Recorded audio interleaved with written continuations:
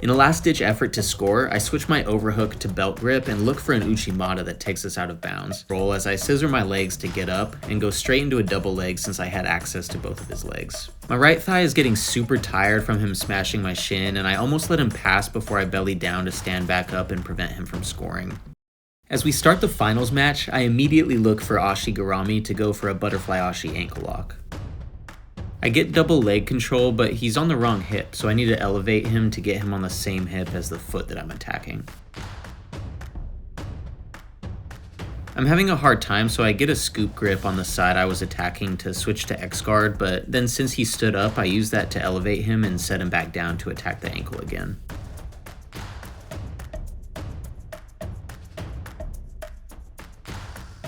He's able to pop his foot out though and switch to an over-under pass as I pummel my legs inside and place in a spider hook on the left side to create some space so he can't smash me. My coach tells me to switch to my right hip for a sweep, but I didn't bring my right foot out, so I almost give him side control before I'm just barely able to retain guard. I'm trying to set up the clamp position to begin looking for a triangle, omoplata, or inverted jujigatami, but he's smashing my right shin, so I can't move my right foot to the same side hip, which is what I need to set up any attacks. I get a 4-finger grip inside his collar, and I have my left foot over to the opposite shoulder, but I probably should have moved that foot to the same side shoulder to push him away to free my right foot and re-guard.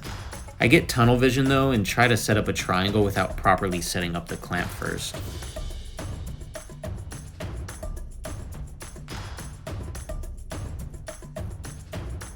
My right thigh is getting super tired from him smashing my shin, and I almost let him pass before I bellied down to stand back up and prevent him from scoring.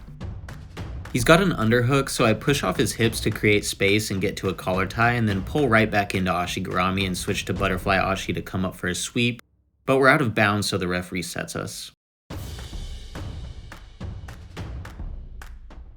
I go to pull guard again, but he taps the side of my leg, which gets him 2 points for a takedown, and we're back in the over-under passing position, with me using my right quad to try to create distance again instead of using my left leg to push off the same side shoulder.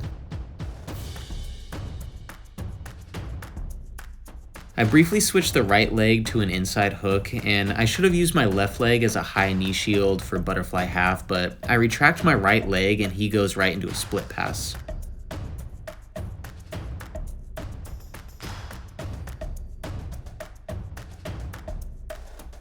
I pummel my right leg inside again, and he pushes my knee to establish side control.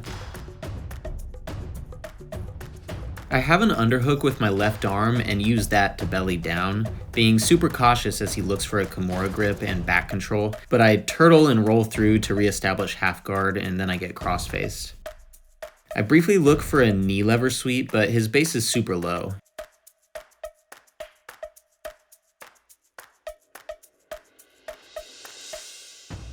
He gives me an underhook though, and I use this to force him to base out on his left knee, otherwise he'd get swept. I bump him forward to get my left knee in the space between his right hip and calf so that I can start looking for a single leg wrestle up. I'm looking for his lapel or belt to feed through his legs for extra control as I scissor my legs to get up and go straight into a double leg since I had access to both of his legs. We land out of bounds in sort of a half butterfly body lock position, and the ref resets us. The score is now 5-2, and we're in the final seconds of the match. My opponent got his 5 from the takedown and guard pass, and I just scored 2 for my takedown. My coach for this match, Corbin, a brown belt instructor at CTA affiliate Alpha Miami Grappling, is emphasizing that I need to pass the guard in order to tie the match. In Jiu-Jitsu World League, if there's a tie, the win goes to whoever scored last, so these last 3 points are essential for me. As we start again, I immediately look to trap my opponent's leg with my right arm as I sit on my left hip. I use my left knee to push on the inside of his right thigh to free my right leg, but as I pass, I don't have a strong crossface or control his hips, so he's able to belly down to prevent me from scoring. He blocks me as I try to circle to his back and we stand back up. Corbin is coaching me to get a collar drag, so I focus on breaking the grip on my right hand so I can get a cross collar grip, but my opponent is smart, so he pulls guard.